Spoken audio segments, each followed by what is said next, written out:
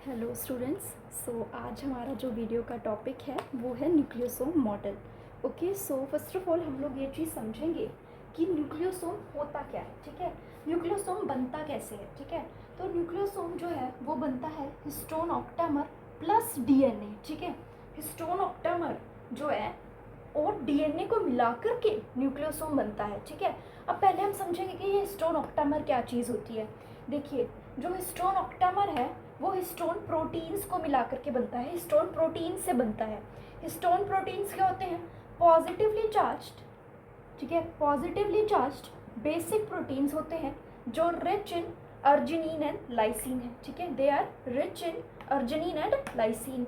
ठीक है, histone proteins के बारे में बता रही हूँ जस्ट अभी इतना। ठीक है, अब हिस्टोन ऑक्टामर जो है वो हिस्टोन प्रोटीन से कैसे बनता है वो समझते हैं। ठीक है, अब जो हिस्टोन प्रोटीन्स हैं टोटल इसके 5 प्रकार हैं। कितने प्रकार हैं? 5 टाइप्स हैं। H1, H2A, H2B, H3 and H4। ठीक है, अब देखिए H1 है, H2A है, H2B, H3 और H4। ठीक है, ये 5 टाइप्स हैं किसके? हिस्टोन प्रोटीन के। ठीक है, अब जो हिस्टोन प्रोटीन है उसके जो H2A है, H2B है, H3 और H4, इन सबके 2-2 मॉलिक्यूल्स। ठीक है, इन सबके 2-2 मॉलिक्यूल्स को मिला करके दैट इज टोटल कितने हो गए? 8 मॉलिक्यूल्स है ना। देखो 1 2 3 4 5 6 7 एंड 8 है ना। तो 8 मॉलिक्यूल्स को मिला करके बनता है हमारा हिस्टोन ऑक्टामर। ठीक है, लिख देते हैं ये कि 8 मॉलिक्यूल्स से बना है। ठीक है, तो 8 मॉलिक्यूल्स को मिला करके बन जाता है हमारा histone octamer.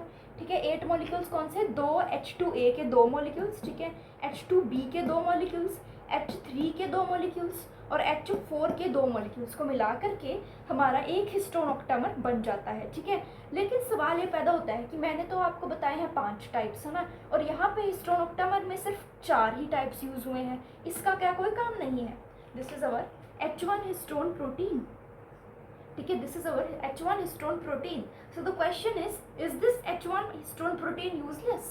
No, it is not useless. ठीक है, हालांकि we know कि H1 histone protein जो है वो 8 molecules जो बेसिकली जो ये हिस्टोन ऑक्टामर है इसके बनने में कोई कंट्रीब्यूशन नहीं दे रहा अपना। ठीक है, जो H1 हिस्टोन प्रोटीन है वो इसके बनने में कोई भी प्रकार का अपना कंट्रीब्यूशन नहीं देता, बट आगे जाकर के जब हम क्रोमेटिन का स्ट्रक्चर बनाने वाले हैं उसमें H1 का बहुत बड़ा रोल होने वाला है। लेकिन ये जो 4 प्रोटीन्स हैं, ये जो पीछे वाले H2A, H2B, H3, H4, इन सबके 2-2 मॉलिक्यूल्स, मैं बार बार बोल रही हूँ, आई एम रिपीटिंग दिस।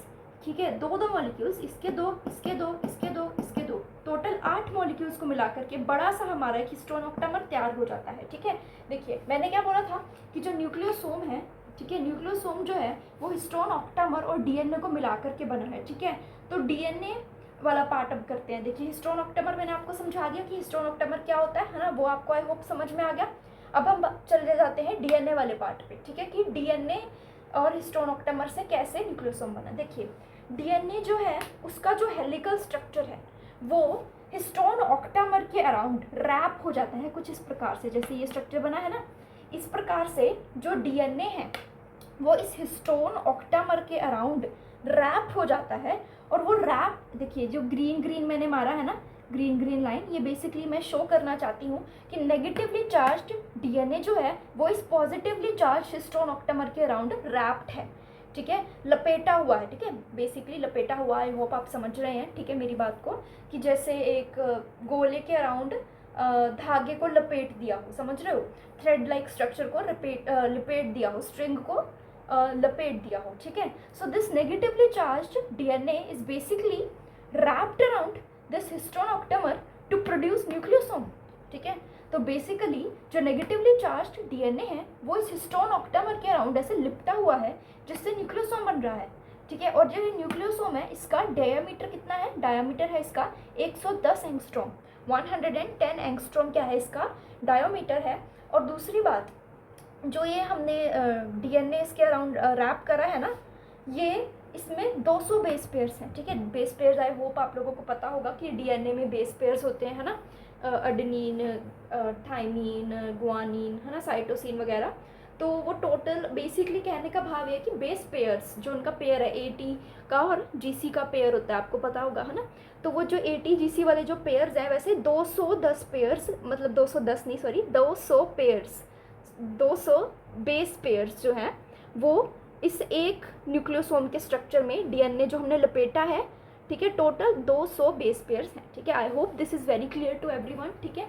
अब हम आगे चलते हैं, ठीक है, ठीक है। फिर उसके बाद अब हमारा आ जाता है क्रोमेटिन का स्ट्रक्चर, ठीक है। देखिए जो क्रोमेटिन है वो बहुत सारे न्यूक्लियोसोम्स को मिला कर के बना है, ठीक है। क्रोमेटिन बहुत सारे न्यूक्लियोसोम्स को मिला कर के बना है। ये न्यूक्लियोसोम है, ये न्यूक्लियोसोम है सारे, ठीक है। ये न्यूक्लियोसोम्स साथ में जुड़े हुए हैं with the help of a DNA called linker DNA, ठीक है। The DNA is called linker DNA. जो ये बीच में रेड रेड बनाया ना मैंने, जो इनको आपस में जोड़ रहा है बेसिकली, जो वो हमारा लिंकर डीएनए है, ठीक है। वो लिंकर डीएनए है। एंड उसके बाद जो यहाँ पे मैंने आपको यहाँ पे क्या बोला था कि जो हमारा हिस्टोन प्रोटीन है, ठीक है, is the H1 histone protein useless? So no, it is not useless at all. हालांकि जो हमारा हिस्टोन ऑक्टेमर बना था उसमें इन चारों ने मेन काम करा था सारा, है ना। हिस्टोन ऑक्टेमर को प्रोड्यूस करने में इन्होंने अपने 2-2 मॉलिक्यूल्स को कंट्रीब्यूट करके हिस्टोन ऑक्टेमर को बनाया था। 8 मॉलिक्यूल्स का हमारा हिस्टोन ऑक्टेमर बनाया था, है ना।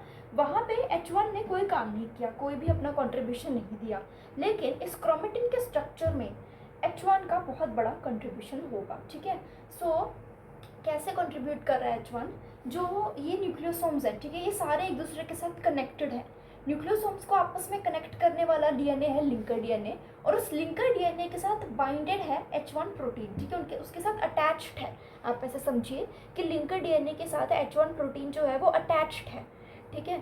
तो उसमें इसका रोल है, ठीक है, कि ये न्यूक्लियोसोम्स क्या है आपस में जुड़े रहें, ठीक है, उसमें इसका रोल है, ठीक है। ये आपस में कनेक्टेड है सारे न्यूक्लियोसोम्स। और जब ये न्यूक्लियोसोम्स आपस में कनेक्टेड है लिंकर डीएनए के थ्रू, तो ये स्ट्रक्चर देखने में लगता है beads on string like structure. Beads on string मतलब कि जैसे कि मोती नहीं पिरोए होते, आई होप आप समझ रहे हो कि जैसे हमारे पास एक धागा होता है, धागे में मोती पिरोए होते हैं, है ना।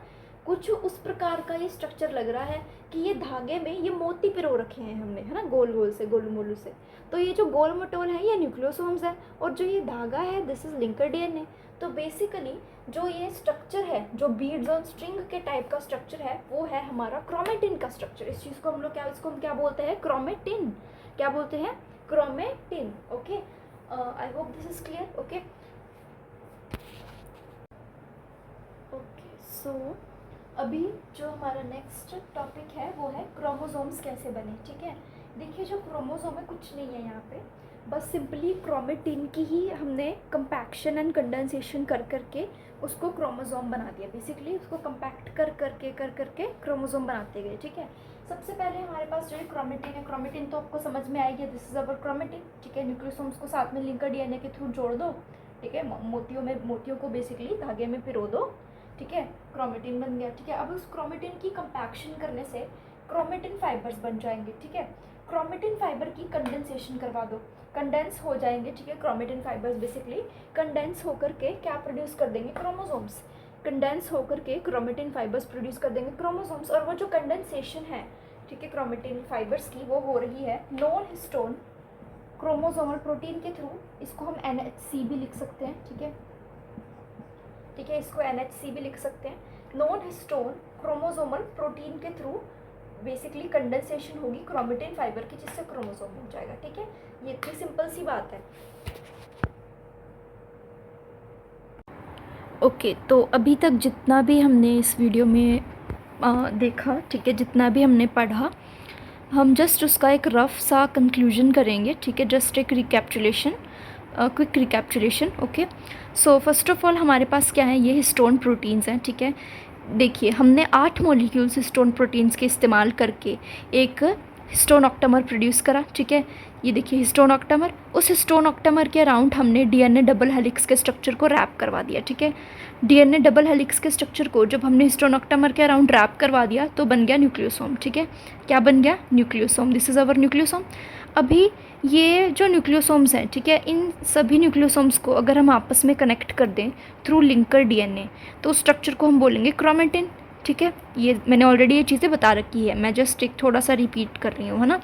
सो बेसिकली बहुत सारे जो सारे न्यूक्लियोसोम्स हैं इनको लिंकर डीएनए के थ्रू कनेक्ट करेंगे तो बनेंगे हमारे पास ये क्रोमेटिन, जो कि beads on string like structure होगा, ठीक है। सो उसके बाद इस क्रोमेटिन को हम कंपैक्ट करेंगे, ठीक है। इसकी कंपैक्शन से हमें मिलेंगे क्रोमेटिन फाइबर्स। क्या मिलेंगे? क्रोमेटिन फाइबर्स मिलेंगे इस क्रोमेटिन को कंपैक्शन करके इसका, ठीक है। फिर क्रोमेटिन फाइबर्स को भी फर्दर हम इसकी भी कंडेंसेशन करेंगे, ठीक है। देखिए क्रोमेटिन फाइबर्स की, these are the chromatin fibres, okay. देखिए यहाँ पे इसकी ये कंडेंसेशन हमने करी जो, ठीक है। कंडेंसेशन करने से NHC की मतलब कि थ्रू हम करेंगे। NHC is our non histone chromosomal protein. Non histone chromosomal protein की मदद से कंडेंसेशन होगी क्रोमेटिन फाइबर्स की कंडेंसेशन होगी नॉन हिस्टोन क्रोमोसोमल प्रोटीन के थ्रू, और उससे हमारा प्रॉपर क्रोमोसोम का जो स्ट्रक्चर है वो बन जाएगा। दिस इज़ आवर क्रोमोसोम, ठीक है। प्रॉपर हमारा क्रोमोसोम का स्ट्रक्चर बन जाएगा। बेसिकली क्रोमोसोम जो है वो क्रोमेटिन्स की ही कंपैक्शन एंड कंडेंसेशन से बना है, ठीक है। इस चीज़ से ये कंक्लूजन निकलता है, ठीक। ओके, सो आई होप आप लोगों को इस वीडियो के थ्रू जो भी मैं समझाना चाहती थी वो आपको समझ में आ गया होगा। एंड एक और अच्छे क्वेश्चन का आंसर भी इस वीडियो के थ्रू मिल जाता है, that is difference between chromosomes and chromatin, है ना। सो इसके बीच का जो डिफरेंस है वो भी हमें पता चल गया है ना, कि जो क्रोमोसोम्स हैं वो क्रोमेटिन की कंपैक्शन से और कंडेंसेशन से बनते हैं, है ना। फॉर्मेशन पता चल गई क्रोमोसोम्स की। सो आई होप आप लोगों को ये सारी बातें क्लियर हो गई होंगी। So thanks for watching.